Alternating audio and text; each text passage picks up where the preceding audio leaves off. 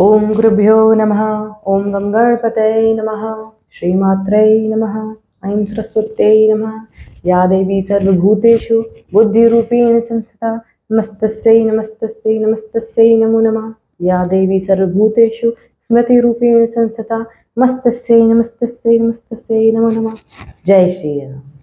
आइए हम वाल्मीकि रामायण के प्रथम सर्ग के आज तीसरे और चौथे श्लोक का अर्थ जानेंगे।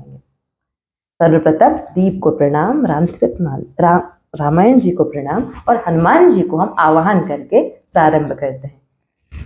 आय सुवासन लीजिए विराजे पवन कुमार, राम लखन सीता सहित कथा करूं विस्तार।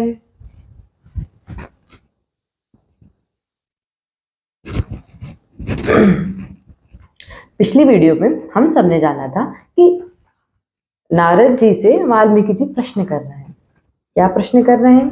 ओम तपस्वाध्याय निरंतम तपस्वी वाग्विदाम्बरम नारदम परिप्रच्छ वाल्मीकि मुनिपुंगवः। क्या प्रश्न है? प्रश्न यह है कि कौन वस्मिन् सांप्रतम लोके गुणवान कश्य वीरवान धर्मज्ञस्य कृतज्ञस्य सत्यवाक्यो दृढ़वतः।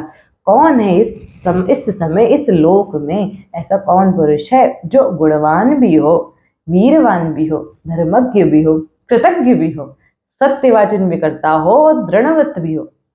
और प्रश्न ही खत्म नहीं हुए। प्रश्न आगे यह आता है कि चारित्रेण च को युक्तः सर्वभूतेषु को हितः विद्वान कः समर्थश्च कश्चैको प्रियदर्शनः। कि चारित्रेण च को युक्तः सर्वभूतेषु को हितः। सदाचार, चारित्रेण सदाचार किसके अंदर निवास करता है? ऐसा कौन व्यक्ति है जो सदाचार का पालन करता हो? को युक्तः सर्वभूतेषु को हितः, और जो सभी की भलाई चाहता हो। ऐसा कौन है जो सदाचारी हो और सभी की भलाई चाहता हो? विद्वान कह, और कौन है जो विद्वान है? कह समर्थश्च, और कौन सामर्थ्यवान है? मतलब विद्वान कह समर्थश्च, जो च लगा इसका अर्थ होता है भी, मतलब विद्वान भी हो और सामर्थ्यवान भी हो। मतलब कि इंसान के पास, व्यक्ति के पास ज्ञान होता है, लेकिन सभी के पास, जिनके पास ज्ञान होता है, उस ज्ञान का आचरण करने का सामर्थ्य नहीं होता। तो ऐसा व्यक्ति कौन है जो विद्वान भी हो और उसका आचरण करने का उसके पास सामर्थ्य भी हो? कश्चैको प्रियदर्शना, और कौन सभी को प्यारा हो? कश्चैक प्रियदर्शना, एकः प्रियदर्शना, एकस्य आसौ प्रियदर्शना। दुनिया में एक ही व्यक्ति ऐसा कौन है जो सभी को प्यारा हो? यह राम जी के बारे में ये प्रश्न कर रहे हैं कि ऐसा कौन है जो सभी को प्यारा हो।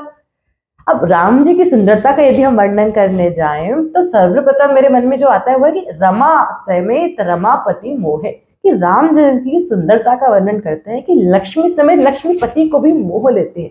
शिवजी षडानंद भगवान, यह तक भगवान राम की सुंदरता में मग्न है। और ऋषियों, ये तो हमारे भगवान लोग हैं। जो ऋषिगण हैं, जैसे जो हमारे सनकादि मुनि हैं, जो प्रवृत्ति प्रणायन, जो उनको निवृत्ति प्रणायन जिनको कहा गया है, वह तक कहा जाता है कि जब उन्होंने राम जी की सुंदरता को देखा तो उनके सुंदरता के आनंद में वो मग्न हो गए। और जो हमारे प्रवृत्ति प्रणायन जनक जी हैं, वह यह कहते हैं कि ऐसा कौन शरीरधारी है जो श्री राम की सुंदरता से मोहित नहीं हो जाता।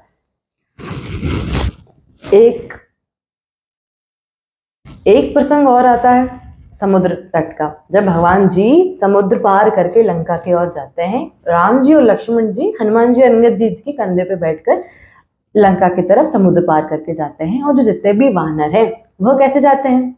क्योंकि सेतु कितना बड़ा था, ये प्रश्न सभी के मन में उठता हो। तो यहाँ पे यह वर्णन आता है कि भगवान जी को देखने के लिए जो समुद्र के जितने भी जीव जंतु प्राणीगण हैं वो सभी समुद्र के ऊपर आ गए कि हमें भगवान को देखना है।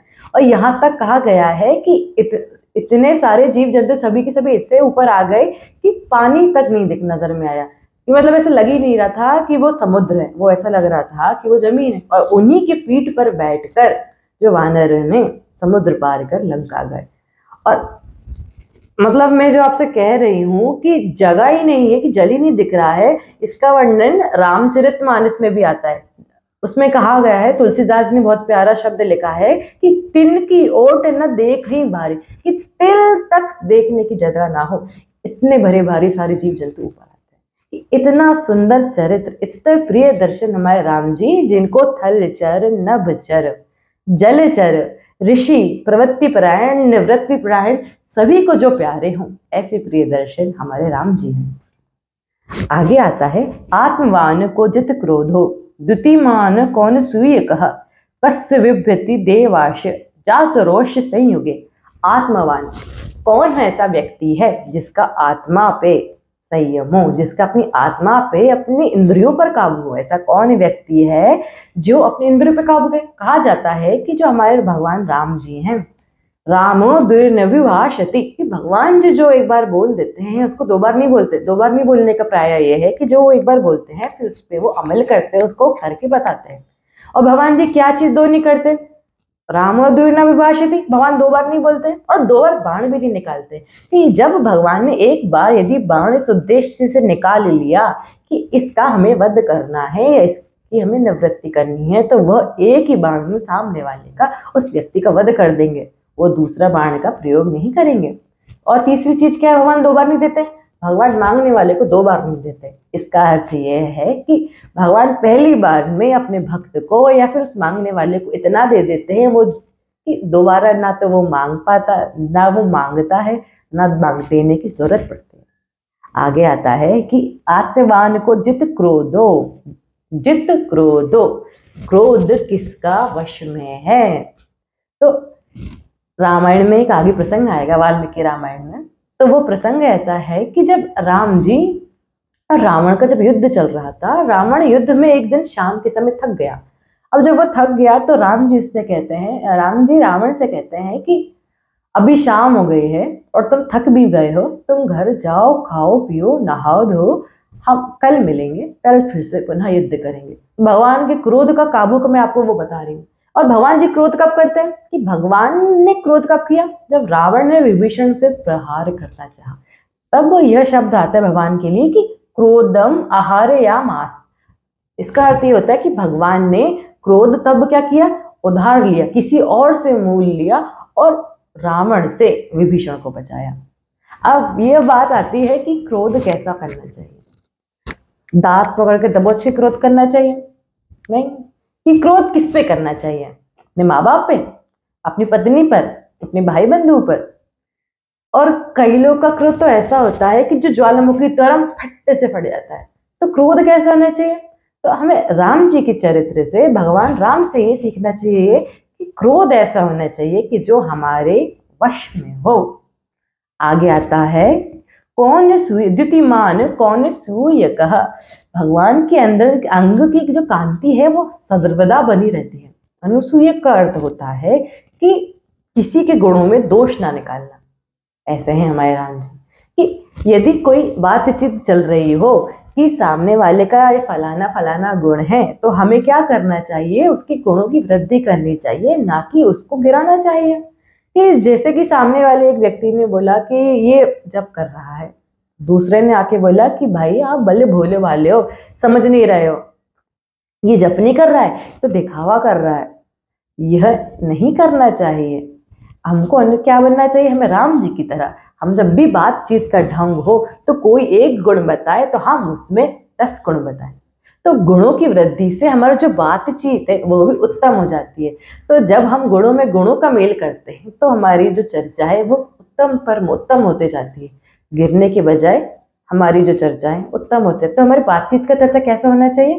अनुसूय, भगवान राम की तरह, कि हम उसमें कुछ और अच्छा, उसमें अच्छी बढ़ोतरी करें, ना कि उसमें कमतर करें। आता है फिर क्या? कस्य विभ्यति देवाश जात रोष संयुगे। कस्य विभ्यति देवाश, किससे डरते भी हैं देव? जात रोष संयुगे, किसके क्रोध थे? कौन है जो जब युद्ध में क्रोध करता है तो देवता भी भयभीत हो जाते हैं? यह प्रश्न है वाल्मीकि जी के। अभी 1-2 प्रश्न और रह गए हैं जिसको हम कल पढ़ेंगे।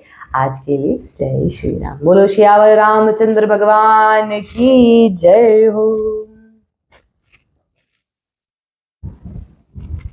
नैवेद्य समर्पयामि।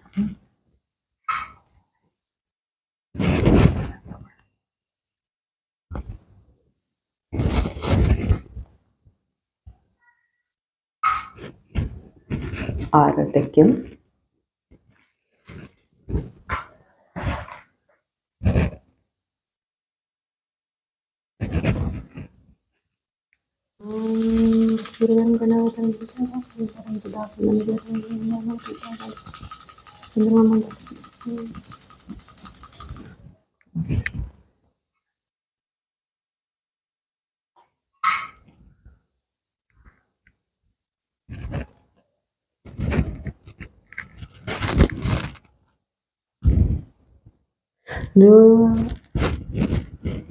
अब हनुमान जी को विदा करते हैं। जय जय राजा राम की, जय लक्ष्मण बलवान, जय कपीर सुग्रीव की, विदा हो हनुमान। कथा विसर्जन होत है, सुनो वीर हनुमान। राम लखन सीता सहित सदा करो कल्याण, सियावर रामचंद्र शंकर हरि ओम।